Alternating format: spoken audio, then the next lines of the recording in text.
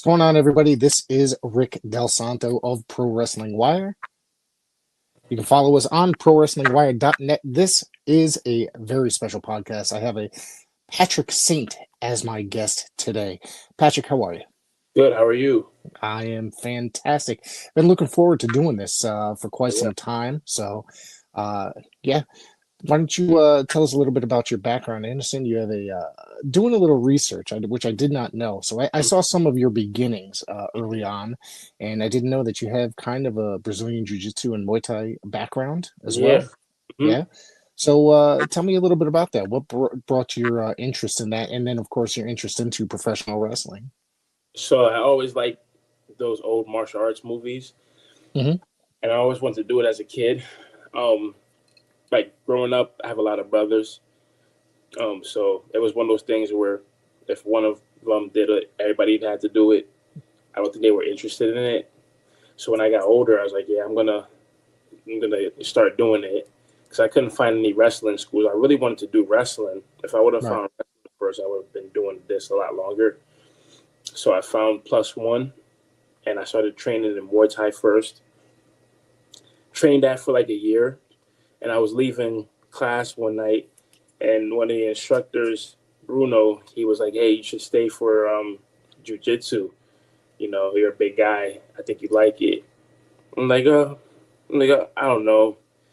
He was like, just try it. If you don't like it, you don't got to come back, right? I was like, true. So I did it. Fell in love. So I trained jits and Muay Thai. I think jits maybe 6 years, Muay Thai 7 years. Oh wow. Yeah, Yeah. yeah. Were you competitive at all? Did you compete professionally? No, I was going to though. I wanted to because, like I said, like there wasn't any wrestling around, and then like my focus shift when I started finding out that there were actually, some schools and everything. So Yeah, I'm guessing has to go back quite a few years because I mean wrestling schools today, they're a little bit more common than they were probably say 10, 15, 20 years ago, even yeah, further. You know what I mean? yeah, sure. Yeah, Yeah, there wasn't any. I'm from Hartford, so there wasn't anything around my way, at right. least growing up in Connecticut. You know. So then 2019, I found I went to like a Raw show live. I'm like, yeah, I should probably change my focus and see if I can get into wrestling. Like, this will be my last shot researching. So did some research and I found PAPW first. I'm not sure if you know that. Mm, I did not. Yeah, I went there. I went there for one night. It was cool, but like it's an hour away from me. It's in East Haven, Right. so I'm like, I'm gonna like look one more time. If I can't find anything else, then I'm not gonna like put my energy into it anymore.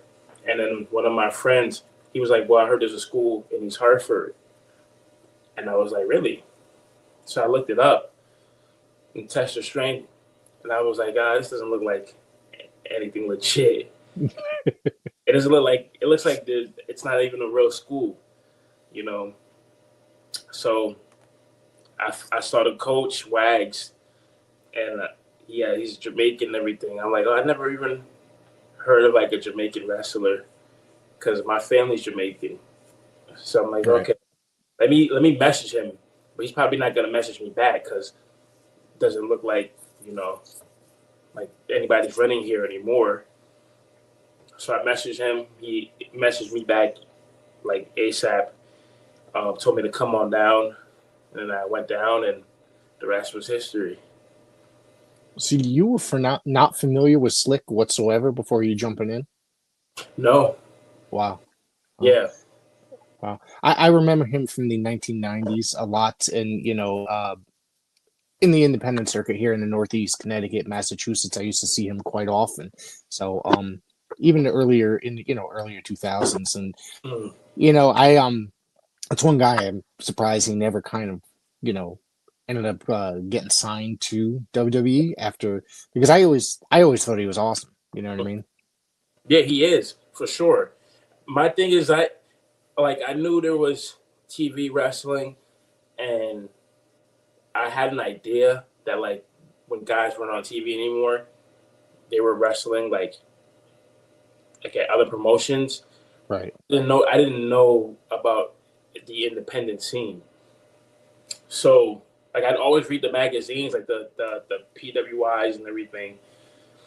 And then once I got into the business, that's when I started realizing like everything that I was seeing was actually the independents Yeah. Yeah. magazine. So what do you think of the like independent wrestling when you kind of discovered it? Like you were kind of, I guess, thrown into it, it sounds like, in a way, like when you started training, and then that's how you kind of discovered the world of independent wrestling at the kind of at the same time, right? Yeah, so when I found Test of Strength, I was probably 5 years into like the martial arts training. Okay. So started training. I trained for like a year. Like I loved it. Like I still love it, but I like fell in love with like the independent scene. Everything started making sense about like where I would see certain guys when they left TV. Like oh they were here, they were there.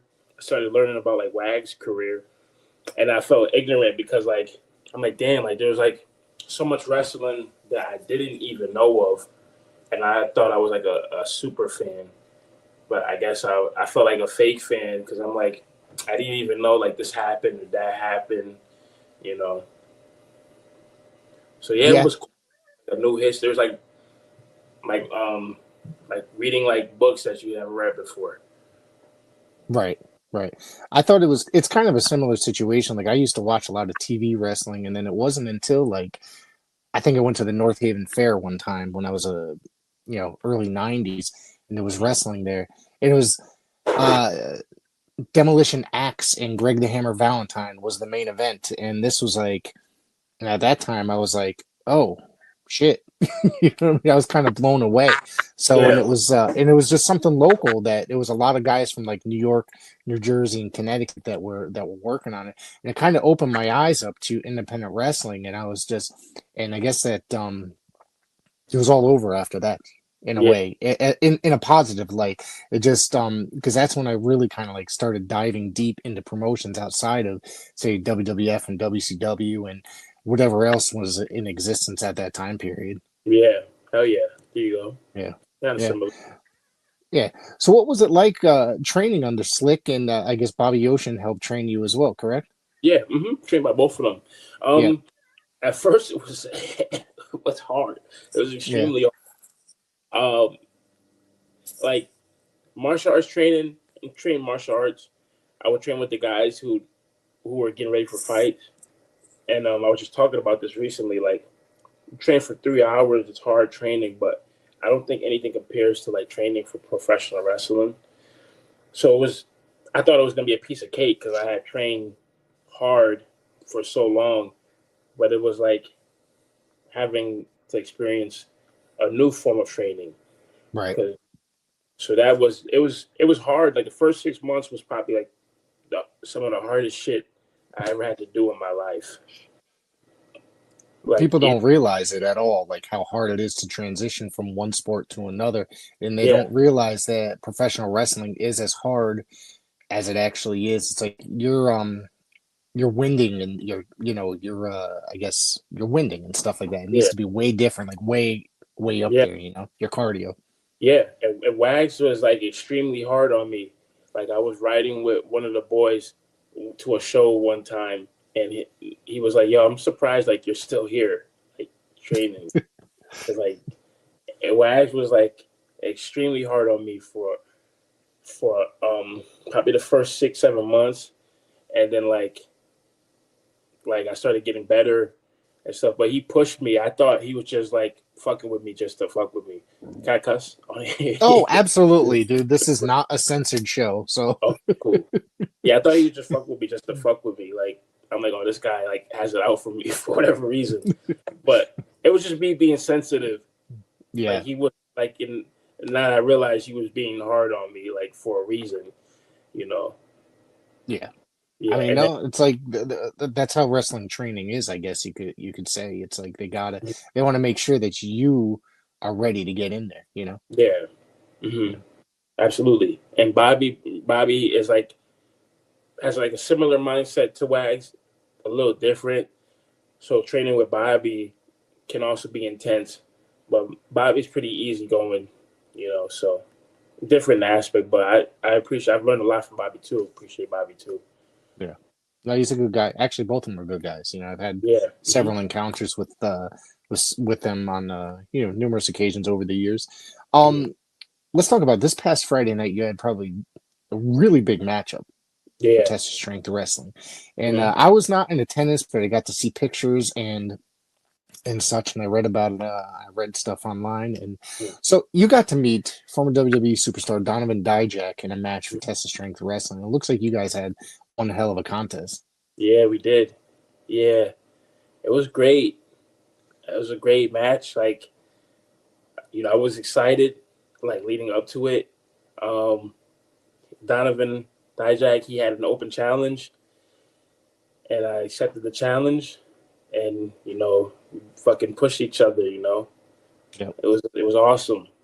I got my head split open. Was that hard way? Hard way. Yeah. Oh man. Yeah, I fucking hit the post, and I'm trying to protect myself. My hands went like that, and my head. So like, I had to get stitches. Oh wow. It looks better today. Yeah. Yeah. So what was it like working with him though? He seems like a pretty I mean that's a guy that I've kind of followed throughout his entire career, whether prior to WWE, and he is an outstanding performer when it comes to getting in ring. Yeah, hell yeah! Like it was easy. Like one of the easiest matches to call, I would say. Definitely a lot of pressure because it's Dijak and he was just in WWE, so like a lot of pressure. I'm wrestling at like my home school show, so a lot of pressure, but like super cool, definitely super cool. Like I can't put him over enough. Right. So you've been gathering championship gold kind of in a lot of different places over the time. And you guys were, I don't know, you and Red captured the tag titles for, was it New World? Is that correct or incorrect? So we got the New England Ring Gladiator Tag Team Champions. That's it. Sorry about that. Yep. And you and Red, which Red has to be one of my favorite guys, like around the area. He's funny. Yeah. His character is very intense, and I think that there's so much that he could do. You know what I mean, with that character, and I just to push it, and to see you two guys come as a tag team, you guys kind of seem like polar opposites in a way, but it works very well. And both your styles, and you're like the big man, and he's kind of like the crazy one that goes all over type thing. And I've always said to various promoters, I said you guys should use him kind of like a Bruiser Brody type, where he comes in and just tears people apart. You know what I mean? But so, and I think it's a great pairing. You guys have become a tag team that I've really enjoyed watching over time. But I don't know how you guys, how did that idea come together, rather, I should say, to put you guys together and work as a tag team? Because you guys have been working various places in the Northeast as a team. Yeah, for sure. Like Red is awesome. He's like a great person. And we just had this conversation last night where like now you need to like go get some momentum, and I want him to like go and get like some singles under his belt, so he can showcase more of who he is, and he can have that dynamic. So that's like gonna be one of the goals soon. But we started teaming because we would team at practice when we'd have our practice matches. Right. Because like we're both similar in age. Like he's a couple months younger than me. And then we would do it to like pop Wags and Bobby. Like we would like team and like cut promos and everything, pop the Class, pop Wags, pop Bobby. And like the matches were really good. And I was like, hey bro, you ever thought about like maybe tagging? You ever thought about like maybe tagging? Like on Independence, like we tag at practice all the time. We might as well just take it on the road. He was like, yeah, like, let's see. Well, ironically, New England Ring Gladiators, they needed more tag teams. I'm like, yo, me and Red will tag. We already tag at practice. So the first trenches look was just his singles look and my singles look. And then I'm like, okay, well, we need to like look the same. But around that time, I had wrestled Dan in a armed lumberjack match at Test of Strength, and I had wore a jumpsuit because it was like me breaking out the mission. And everybody fucking loved the look. When I put it on at night, everybody was like, yo, that's like your look right there, bro. Like, that's the look. That's the look. I'm like, yeah, it's just going to be like a one-off thing. So I was talking to Red. I'm like, yo, what if we did like that? What if we both did the jumpsuit? Because it seemed like it got like good reviews when I did it. It was like, cool. So then we needed a name. So I wanted to call it Risky Business. He came up with the trenches. So we took a poll in a group chat, and the trenches got more than Risky Business. So then we went with that. And then so then our first tag belts we captured, I believe, was the New England Ring Gladiator Tag Team Championships.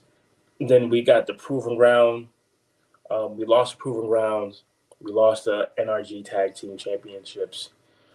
But yeah, we're still looking to get more. I mean, there's a lot of places I think it's a gimmick that could work and go to a lot of different places. You know what I'm saying? Mm-hmm. I mean, there's a lot of places. Tag team wrestling doesn't seem to be as prominent as it once was. Mm-hmm. You know what I mean? There's a lot of places that need tag teams, and I love tag team wrestling. You know what I mean? I always loved it growing up, and I loved watching it now. And I think that it's, I think you guys can go really far with that gimmick, with that whole entire thing. Yeah, I think so. I think so for sure. Yeah. So, well, good luck on that. I hope that actually works out, because that's something I'd really like to see. So, yeah. And you guys, you yourself, was it last year? I think it was. You captured the Tetsu Pro Heavyweight Championship from Troy Stevens. Mm-hmm. Now, I was doing commentary for a little bit for Tetsu, and I kind of left. And I think you got that belt like probably the show after I left, so I wasn't able to see it. Yeah. But I did watch the video. But how do you feel about capturing the Tetsu Pro? Is this your first singles title? That's my first singles.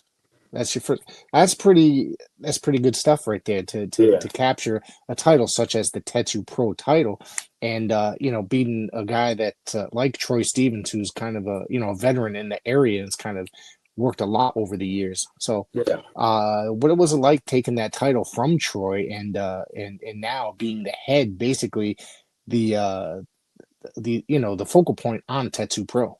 Yeah, it felt great.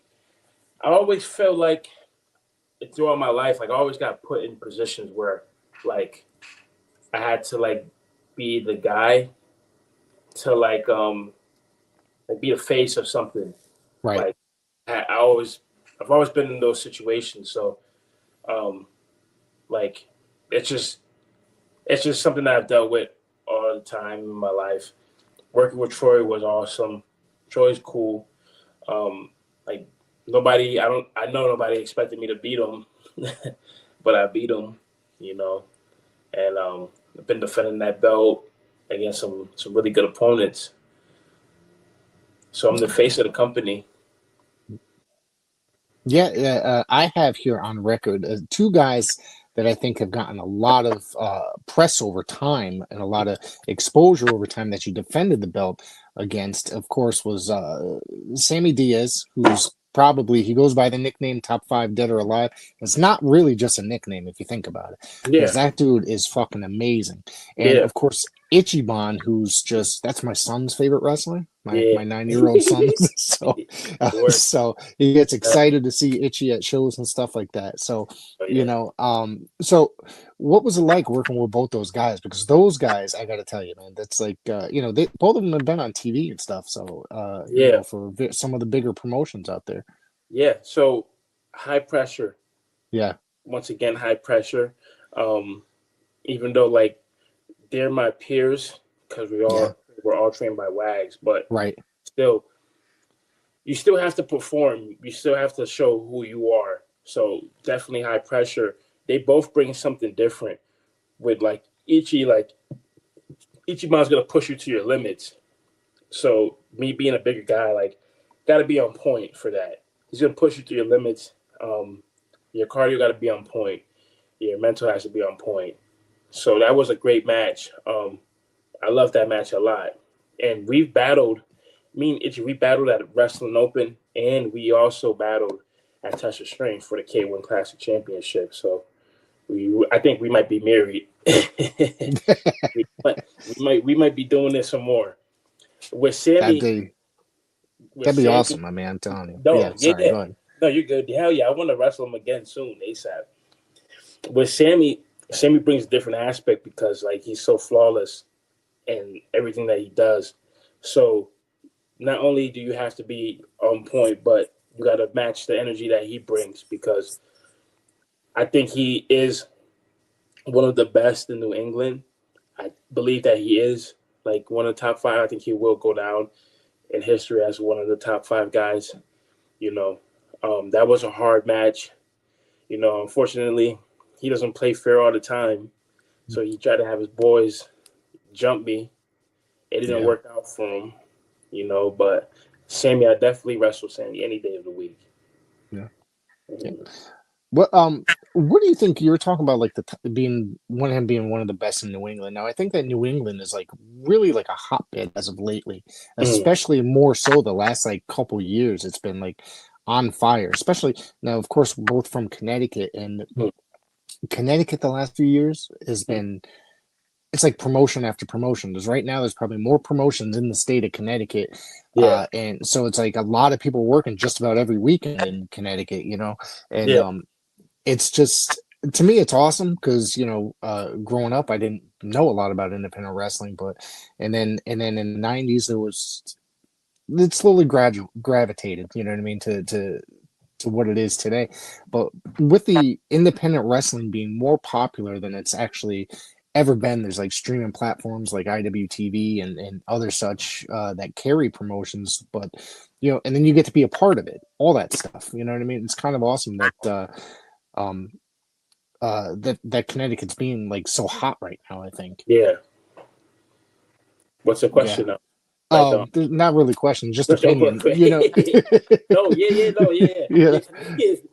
pretty hot.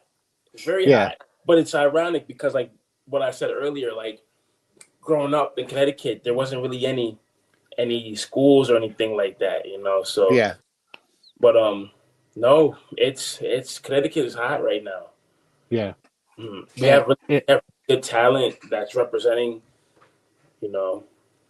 Yeah, I mean, there's Tetsu Strength has a great school, and the talent that's coming out of there is phenomenal. Obviously, there's Paradise Alley that we're both very familiar with. You've had the opportunity to work there a few times, I believe, right? I remember one. I think I'm trying to say the first time I saw you was at an Alley Fights, I believe. So which was held on the school, and I'm trying to remember the match. I know I recorded it, so I have it somewhere, but I have to find it. Was it against Kylon King, or is that? It was against Kylon. Okay. I think if I remember correctly, you kind of had a different persona at the time, different kind of gimmick, I think. And I think you came out with, like, a Hawaiian shirt or something. And I think that you just, when I saw you, I was just like, this dude really kicked the shit out of Kylon King. So what are your thoughts about Paradise Island? Do you ever think you'll go back there, or plan on going back there?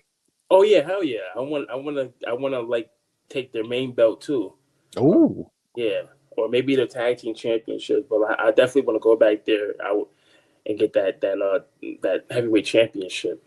Yeah, and that'd be actually quite interesting because Chris Battle is now the champion, just beat Troy Stevens. So I mean, you could have had the opportunity to beat Troy twice for a belt, but that didn't work out.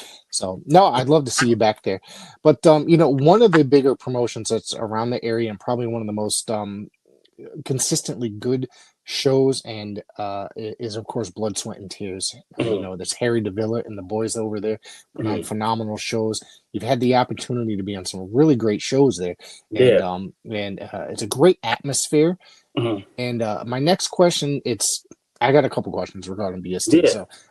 But my next question is: you've had the opportunity to take part in various Big Gym Memorial Rumbles.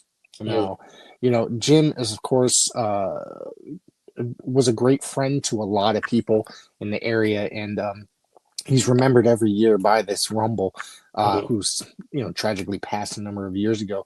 Do you remember, like, were you friendly with Jim, or did you know Jim much? I never met him. Really? Yeah, I never met him. Wow, wow. He, He yeah, was. So go ahead. Sorry. no, you're good. He came to the dojo one night, and that night I actually like had something to do, so I couldn't train. So we just like missed each other, but I never met him. Right. Yeah. Yeah.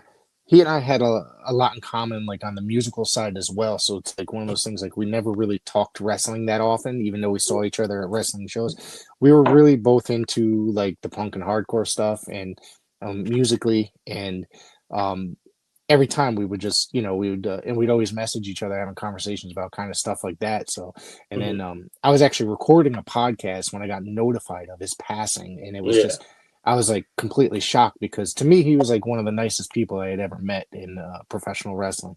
Mhm. That's what I Yeah, hear. yeah, yeah. But of course, you did have that last man standing. You just brought up Dan a little while ago. You were Mhm. part of the mission. You guys had a last man standing match. I was there for the when you split from Dan, but I Yeah. didn't get to see the last man standing match. I watched it on video afterwards. So, what was how do you feel about Dan? I think Dan has a great wrestling mind. That guy, when you Mhm. talk the history of professional wrestling, Mhm. I mean, that dude is his mind. He's just out. It's awesome. You know what I Yeah. mean? He's got a great mind for professional wrestling. He's a great Yeah. leader too. I've been on various shows like say BCW where Mhm. he's been the guy in charge and stuff like that. So, Yeah. well, what's it like working with Dan, and what was it like being part of the mission? And of course, your last man standing match. Yeah. So Dan is another person that like taught me a lot. Um, I think my second week at Test Your Strength, he was like, "Yo, like when you get green light, like I'm gonna bring you with me." And then I was like, "Okay," but I wasn't really thinking about that. I just wanted to like train. And then like once I like was about to get my green light, um, we were talking about it, and Wags was like, "Nah," but no, but if you know Wags will be like yes, but it means no, and he'll be like no, but it means yes. So in this case, it meant yes because that's what I told. I was told that's what I'm going to be doing. Dan has great mind for the business. I hope he goes down in like history as like one of the best minds, somebody with one of the best minds for the business because he definitely deserves his flowers. Um, Wrestling with him is awesome. We beat the shit out of each other a lot, different matches. And that last man standing match was crazy. That was a crazy night in general. It was like a really intense night with a lot of good matches on the card. So we had to do what we had to do to stand out, and I think we left our mark in a positive way. You know. Yeah, yeah, Mhm. yeah. But yeah, yeah, Uh, Sorry, go ahead. yeah. Sorry. No, you're good. Yeah, I think we had a really good story for a couple of years too in independent wrestling history. So I think we told a really good story, and the story ended really good because after the last man standing match, we completed it for good with an I Quit match at Test Strength. Yeah. Of course, you've made various. We talked about it earlier. Wrestling Open. You brought it up in passing, but I wanted to ask you about Wrestling Open and going up there and Wrestling Open, and you know, I think that's a great platform. And it's like probably one of the most popular platforms today. Mhm. Is Wrestling Open for a lot of guys that are coming out of our area, going up to Massachusetts and Rhode Island, and I believe you went up there both as a singles and with Red, if I remember correctly.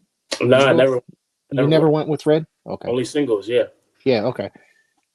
Okay. So what is it like going up there? Because I heard I've been up to a couple shows. I haven't been in a couple years, but Mhm. you go into that building, first off, it's just packed and it's standing room only Yeah. for like everything. And it's probably, it's pretty intense the atmosphere, I think. Yeah. And the tickets are cheap. So anybody watching, if you haven't been up there, tickets are cheap. It's Mhm. fun, and it's about an Yes. hour drive from me. So and and it's good exposure for guys like you that are on internet television. You know what I'm saying? It's like people, uh, and there's a lot of guys from our area now that I would watch kind of coming up now Mhm. on there regularly and weekly and stuff like that. So what was your experiences working there? How did you like it? I love it. The first match I had there, ironically, was with Ichiban. Okay. Yeah, we fucking killed it. We killed it. We only had like 5 minutes. We told a great story in 5 minutes. Yeah. I wrestled a couple other guys there. I would love to get back there. You know, I would love to get Yeah. back there, be there full time. Main event there.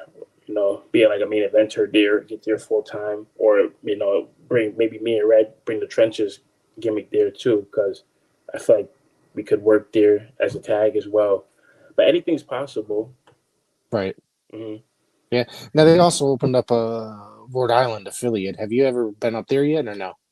Not the Rhode Island show, not yet. Not yet. Yeah, I haven't had a chance. I've watched a couple of the matches online. I haven't been able Yeah. to continue. So I want to ask you, what do you have coming up? Anything coming up soon? Soon? So got Tetsu coming up. The trenches will be debuting in another state down south Oh, in August. Um, so that's gonna be good. I got New England Ring Gladiators coming up. What else do I have? Test of Strength, of course. A lot of good shows coming up. Yeah, okay. Yeah, yeah. great. And anybody that wants to find you online, where can they find out? I know you're on Twitter, Instagram. Where can they? Yep. So Twitter, and Instagram, same username, Patrick Saint, 2 underscores. I have a TikTok. I'm gonna pull up my phone because I forget my TikTok. So That's all I right. I got a username for everything different, so I can never remember everything. yeah, my username at TikTok is Patrick Saint Wrestles. Um, and you can add me on Facebook at Patrick Saint. Yeah, All right. All yeah. right, Patrick, I want to thank you, and hopefully that we can get to do this again sometime. Hell yeah, I had fun. I can't believe it's only been like 30 minutes. Don't worry. Sometimes it's that, or sometimes it's longer. It all depends. So